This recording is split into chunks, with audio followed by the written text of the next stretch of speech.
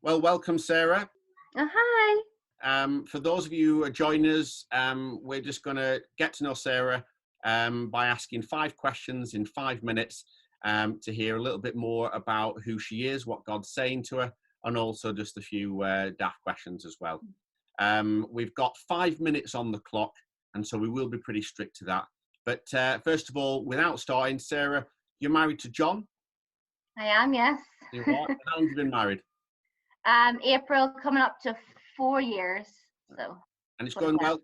Good guy? Going very well. I my only complaint that he actually exercises a little bit too much, but I'm probably used to that by now.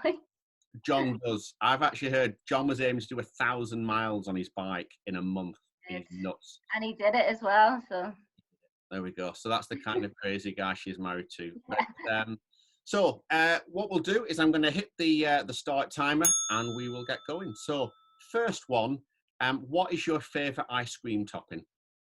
I would say chocolate sprinkles are a good one. It's a solid choice. Solid choice. So that's number one. Number two, on your phone, what is the app you use most? I would say Instagram, which I know it's a bad one, but I do click on it way too much.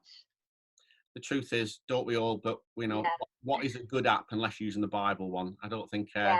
If someone says I use the Bible app most, then they've already got top marks. Yeah. Right. So another one is: do you have a favourite podcast or preacher that you like to listen to?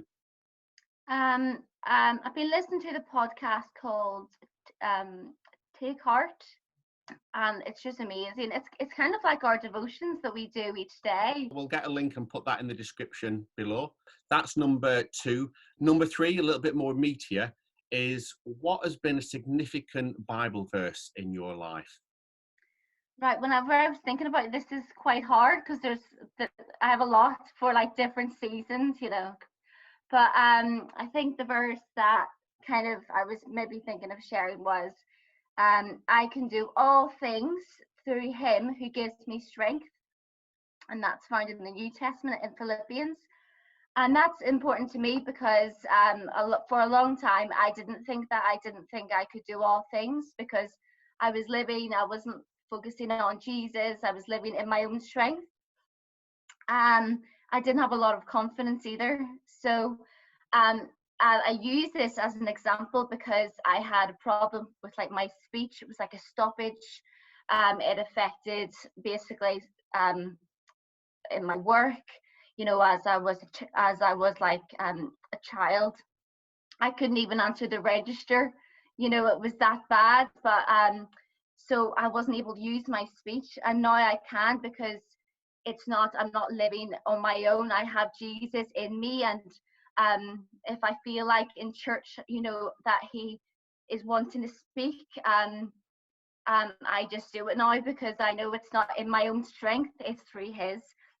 And I've also found that because it is a weakness of me, kind of, if in front of a large group of people, I'm okay in front of children, I'm used to that now, but in front of adults, that because it is a weakness, it actually speaks to a lot of people whenever I do kind of do that. So I would say that.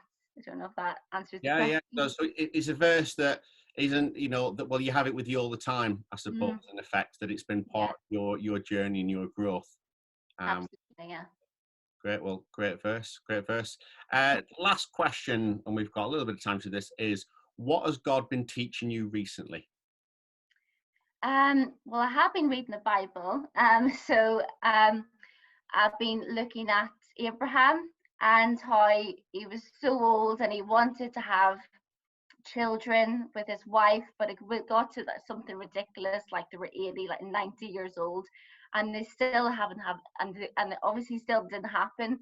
And he was asking, is this going to happen? You have, I've asked for this, and you've said yes, it's going to happen, but it hasn't happened. And we're waiting. And it did happen because obviously he answers our prayers, doesn't he? And during this time of waiting, we're waiting till like all the lockdown ends. And if you're and kind of if you've asked Jesus, to answer your prayer and it hasn't happened yet, that's just a testament that even though if it hasn't happened yet in the wedding, he will always answer us. So yeah, I've been really thinking about that recently, and that has challenged me, that story. Fantastic. Great. Well, we've come in under time. 4 Okay, minutes, great. 40, 5 questions, 5 minutes. Sarah, it's been great to have you with us. You've been my guinea pig, as we work through some of the congregation. So folks, I hope you've got to know Sarah a little bit more. Maybe, drop her a line or a text if you've been encouraged or you've, got any questions. But Sarah, it's been great meeting with you today. Oh, great. See Thank you you, later. James. Bye.